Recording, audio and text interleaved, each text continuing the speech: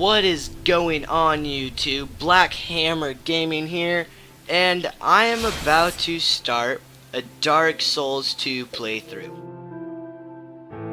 So, I have very little experience with Dark Souls 2, but I played a crap ton of the first one and a pretty large amount of Demon Souls.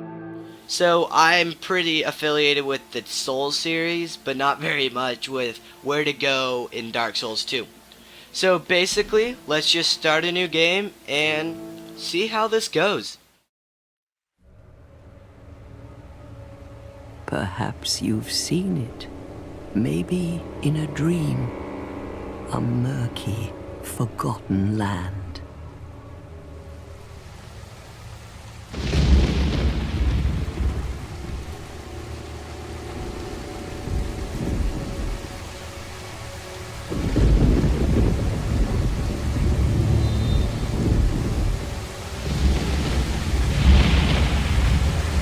A place where souls may mend your ailing mind.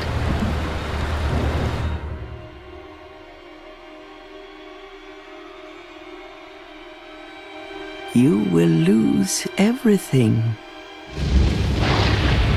once branded, the symbol of the curse, an augur of darkness. Your past, your future, your very light.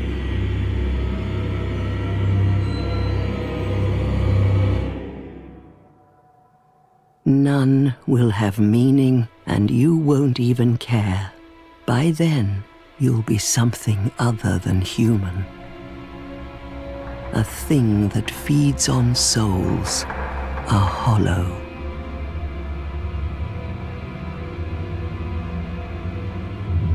Long ago, in a walled-off land far to the north, a great king built a great kingdom. I believe they called it Drangleic. Perhaps you're familiar. No, how could you be? But one day, you will stand before its decrepit gate without really knowing why.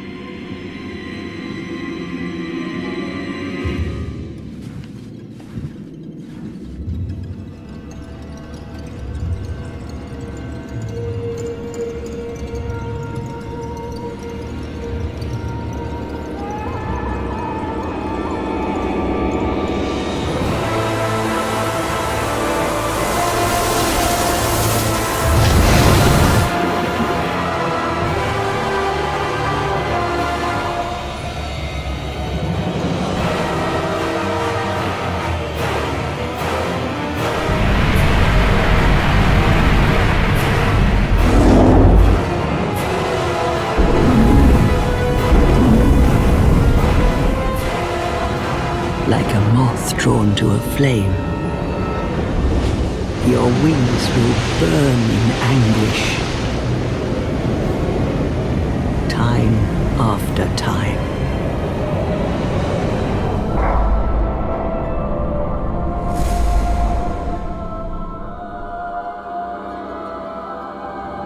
For that is your fate, the fate of the cursed.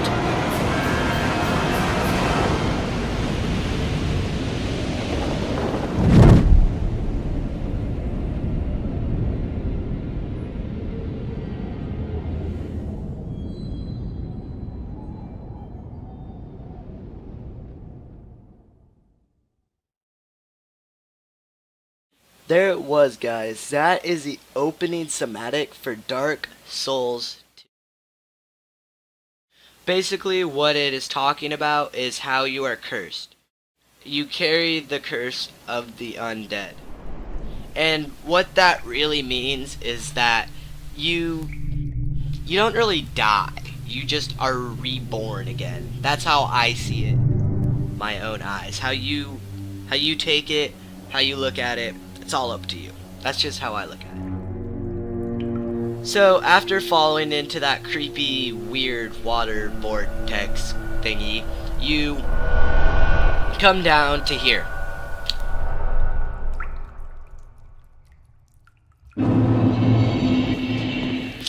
And you are a hollow, hence being kind of green. I don't know if you can take off my mask, and I am green.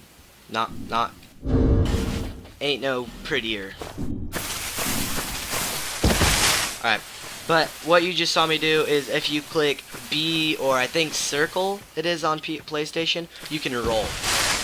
And if you do that like when someone's trying to attack you, it's a little bit easier to not get attacked. So if you come over here, you can pick up an item called the Rusted Coin. And basically what happens in this game is when you kill an enemy, they can drop an item.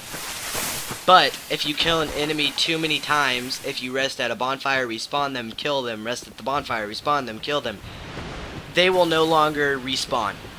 And what the Rusted Coin does is it boosts your luck of getting an item they drop. And that's what that does. So we're gonna go into this house super quick, and we're gonna hear what these women have to say.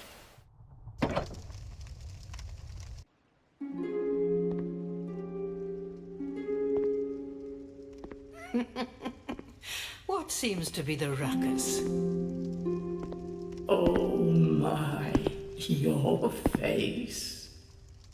The face of the curse. It's an undead. An undead has come to play. They all end up here. All the ones like you. You spoke to that kind old dear, didn't you?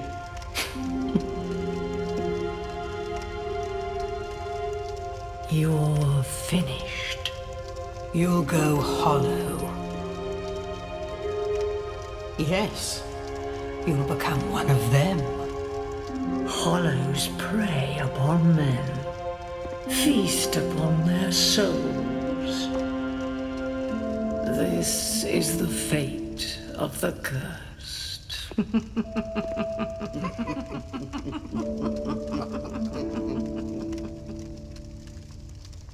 What is your name? Alright, so here we can type in a name. So basically, since the channel Black Hammer Gaming, I'm just gonna make my name BHG. So we're gonna do that, click OK, and let's see what they have to say again. At least you know your own name. Here's your reward for sharing. It's a human effigy. Take a closer look. Who do you think it's supposed to be? Think back, deep into your past. Yes, it's an effigy of you.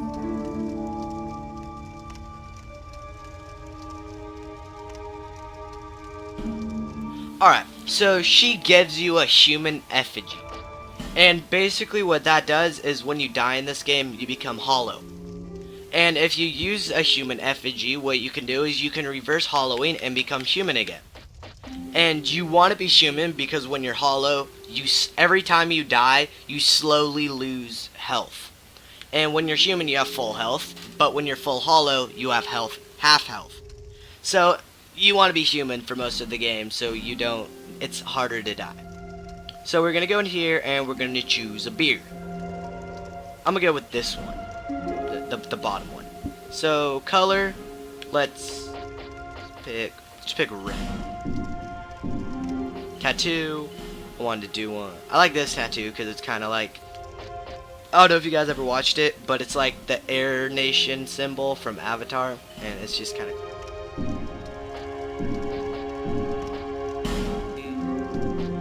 Actually, let's see what the kind of home. You can change the type of hair they have. These are all the different types of hair. You can have like dreadlock rasta.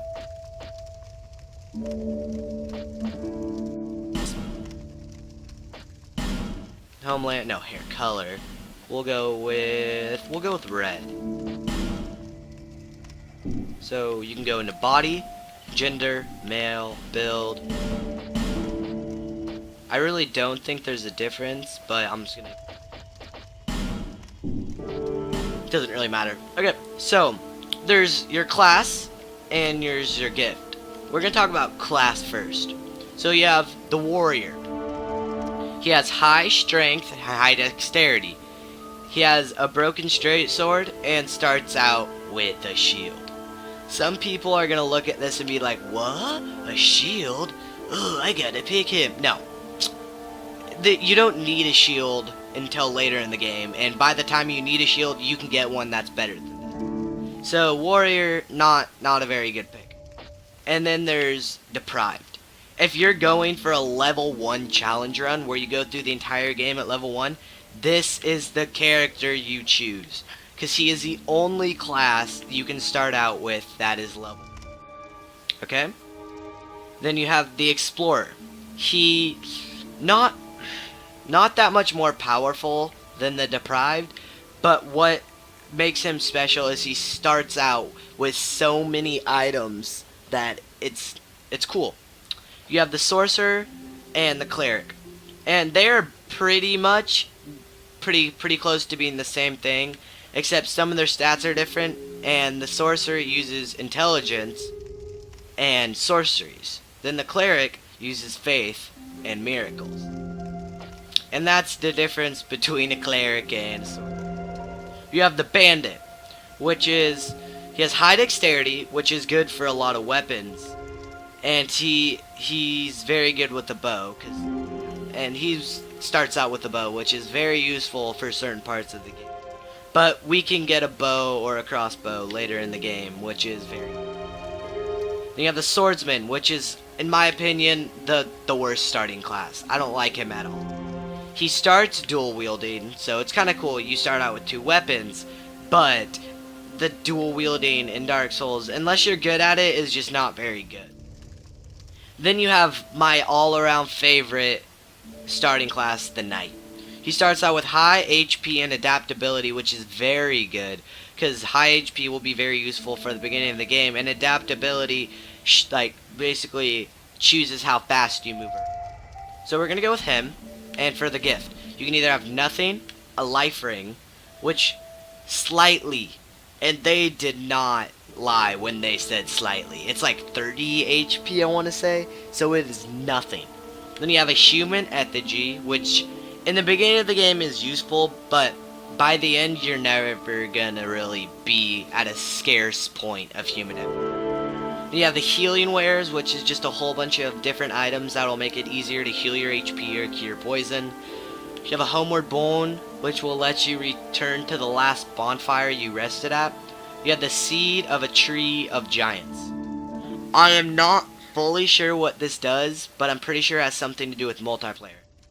You have a bonfire aesthetic, which, like I said before, if you kill an enemy so many times, then the enemy stops respawning.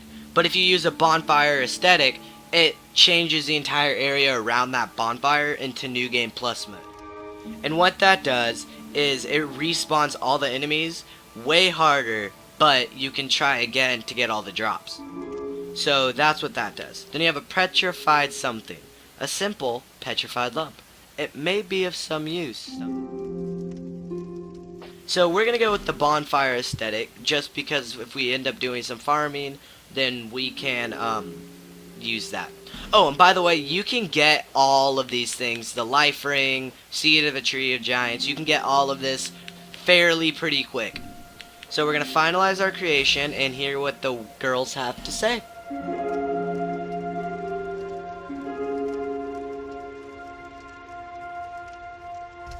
All people come here for the same reason. To break the curse. You're no different, I should think. Doesn't stand a chance. Well, you never know.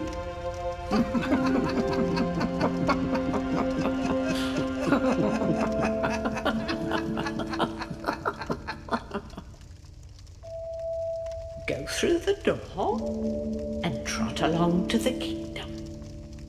But remember, hold on to your souls. They're all that keep you from going hollow. Oh, I'll fool you no longer. You'll lose your souls. All of them. Over and over again.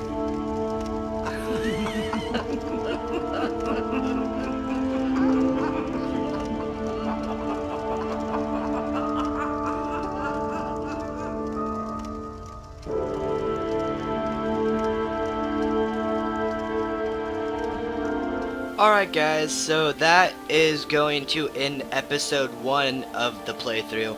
I'm sorry this episode went a little bit longer than I wanted it to. Most episodes are going to be about 10 minutes. This one was 15 because we had to go through all the dialogue of these women. So that's going to do it for episode 1, guys. I will see you later. Bye.